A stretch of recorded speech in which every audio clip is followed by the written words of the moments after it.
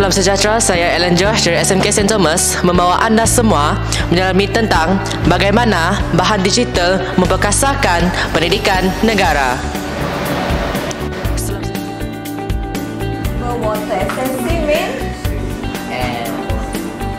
Jadi, bila kita cakap tentang bahan digital, apa maksudnya? Bukan sekadar PowerPoint, e-digital, quiz online. Semua ni termasuk dalam bahan digital.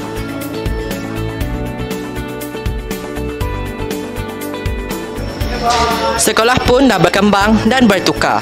Ada guna papan pintar, ada kelas hybrid. Cikgu mengajar depan pelajar dan juga online serentak. Manakala, dengan Google Classroom dan pelbagai aplikasi, cikgu boleh memantau kerja rumah, buat kuis dan beri maklum balas dengan terus.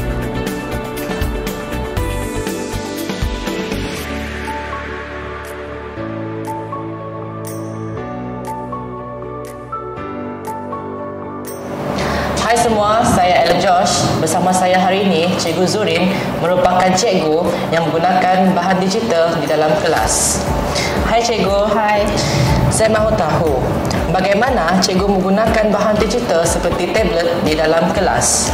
Okey, apabila kita berada dalam kelas, membenarkan kita adalah merupakan dalam abad yang ke-21, kita memperbanyakkan menggunakan bahan digital seperti tablet. Dalam kelas saya juga, saya menggunakan tablet untuk melihat nota saya ataupun saya menggunakan laman sesawang untuk olah soalan dalam laman sesawang seperti quizzes, Kahoot dan sebagainya.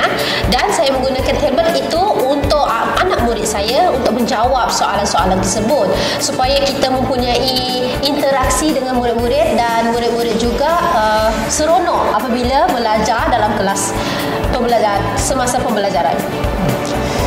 Hanya perlu tulis tetapi saya rasa dalam bentuk bahagian A soalan 1 dan soalan 2. Okey. Ataupun ejaan yang salah yang perlu dirapatkan ataupun tanda bacaan yang salah.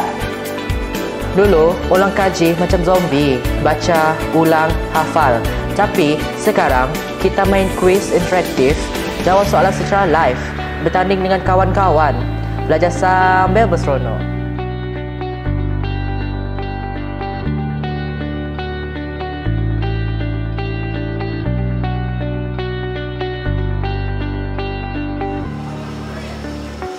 Zaman sekarang, semua maklumat ada di hujung jari. Mahu cari maklumat tentang sejarah? Google Scholar ada. Mahu ulang kaji fizik? YouTube penuh dengan tunjuk ajar. Tidak faham matematik? Ada aplikasi AI yang boleh membantu anda. Kita bukan saja belajar, tetapi kita merokap, eksperimen dan faham dengan cara kita sendiri.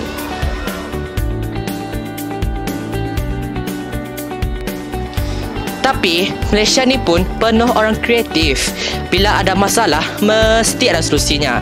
Dan ramai anak murid juga dah mula cipta benda baru untuk bantu dalam pendidikan kita.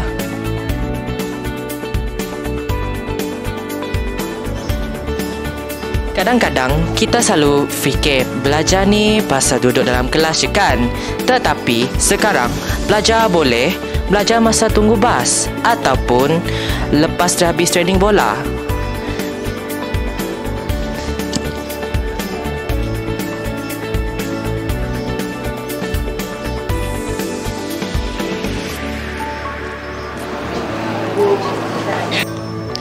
Sekarang kita boleh lihat bahan digital bukan sekadar teknologi. Ia satu kuasa yang membuka pintu masa depan. Kita semua ada peranan. Pelajar, cikgu, ibu bapa. Inilah pendidikan moden Malaysia. Inklusif, fleksibel dan penuh potensi. Sekian, terima kasih.